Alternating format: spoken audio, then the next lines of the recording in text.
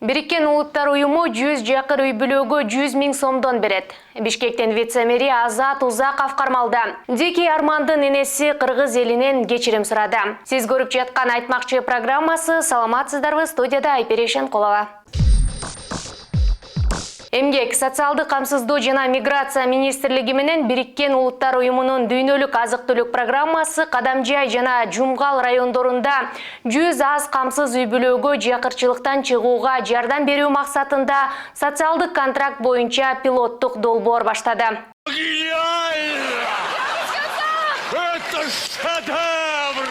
Аз камсыз болгон үй бүлөлөргө социалдык контракттын негизинде бир жолку 100 000 сом өлчөмүндө акчалай жардам көрсөтүлөт. Комплекстүү колдоонун ичинде каржылык сабаттуулук боюнча окутуу, бизнес-план түзүүдө жардам берүү, эсептик окутуулар, социалдык кызматтар жана ошондой эле бизнести ийгиликтүү алып кетүүгө багытталган насаатчылык камтылган. Айтмакчы, Бириккен Улуттар уюмунун дүйнөлүк азык-түлүк программасы 2020-жылдын Нобель тынчтык сыйлыгынын ээси.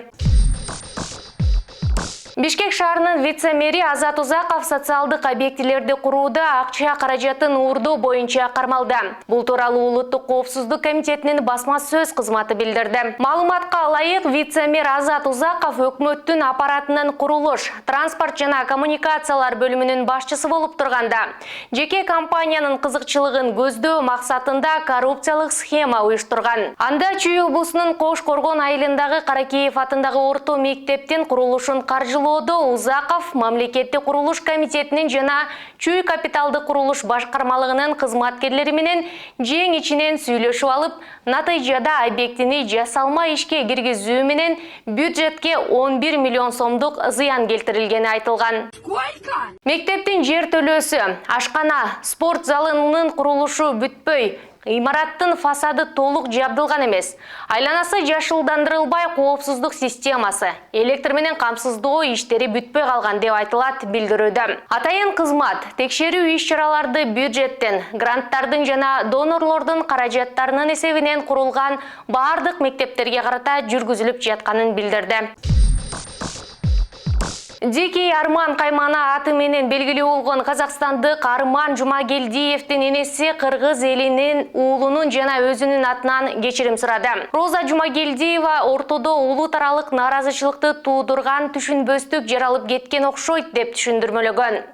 Ал болуп өткөн окуялар үчүн жүрөгү ооруп турганын айткан. Ол талай рет кешірім сұрайды. Қазір енді осындай жағдайда отырғаннан кейін соның атынан, өзімнің атынан сіздерден кешірім сұраймын.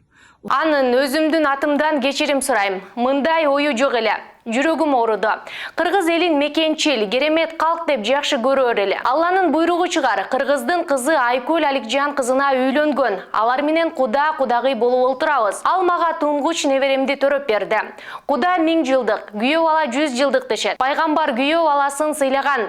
Ошондуктан сыйлап, кабылдап, кечирип жакшы мамиледе бололу. Сиздерден өтүнөм, деген Роза Жумагелдиева. Эске салсак, Казакстанда январда болгон кандуу окуяларда Арман Жумагелдиев кыргыздар Алматыдагы дүкөндөрдү тоноп, мародёрлук кылды деп күнөөлөгөн. Кайненесинин видеосун келини Айкөл Аликжанова өзүнүн социалдык баракчасына бөлүшкөн. Ушуну менен берүүнү жыйынтыктайм, саламатта калыңыздар.